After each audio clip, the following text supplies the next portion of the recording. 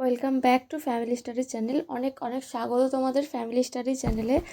আজ মাধ্যমিকের যে 2026 সালের ইতিহাসের 2026-এর বিষয় ইতিহাসের যে 4 নম্বরের সাজেশন আমি দিয়ে দেবো, তোমরা লিখে নিও। আর যে প্রশ্নের উত্তর প্রবলেম হবে তোমরা কমেন্টে অবশ্যই জানাবে, আমি তোমাদের উত্তরগুলো লিখে দেবো পরের ভিডিওতে। চলো শুরু করা যাক। প্রথম একটা, আধুনিক ইতিহাস চর্চায় পরিবেশের ইতিহাসের উল্লেখযোগ্য দিকগুলি কী ছিল? কাশ্মীরের ভারতভুক্তি বিষয়টি আলোচনা করো। তৃতীয়, নারী শিক্ষা প্রচারে ঈশ্বরচন্দ্র বিদ্যাসাগরের অবদান লেখো। পরের প্রশ্ন, দলিত আন্দোলন বিষয়ে গান্ধী আম্বেদকর বিতর্ক নিয়ে একটি টীকা লেখো। নেক্সট, গ্রামবার্তা প্রকাশিকায় 19 শতকের বাংলায় গ্রামীণ সমাজের কীরূপ ছবি ফুটে উঠেছে।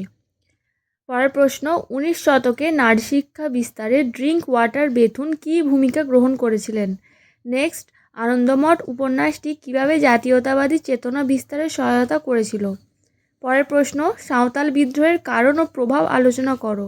নেক্সট, সশস্ত্র বিপ্লবী আন্দোলনের নারীদের যোগদানের চরিত্র বিশ্লেষণ করো।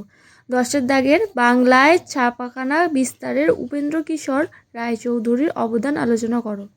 পরের প্রশ্ন, সারা ভারত কিষাণ সভা কী উদ্দেশ্যে প্রতিষ্ঠিত হয়েছিল।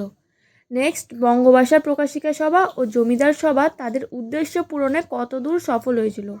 নেক্সট, তেলেঙ্গানা বিদ্রোহ সম্পর্কে টীকা লেখো।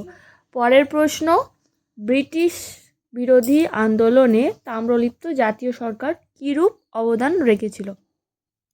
নেক্সট ভিডিওতে আমি 8 নম্বরের সাজেশনগুলো দিয়ে দেবো, ততক্ষণে তোমরা এগুলো প্র্যাকটিস করো। যেটা অসুবিধা হবে আমাকে কমেন্টে লিখো, আমি অবশ্যই সাজেশনের হিসেবে খুব সহজভাবে পরের ভিডিওতে উত্তর লিখিয়ে দেবো। ততক্ষণে ভালো থেকো, সুস্থ থেকো।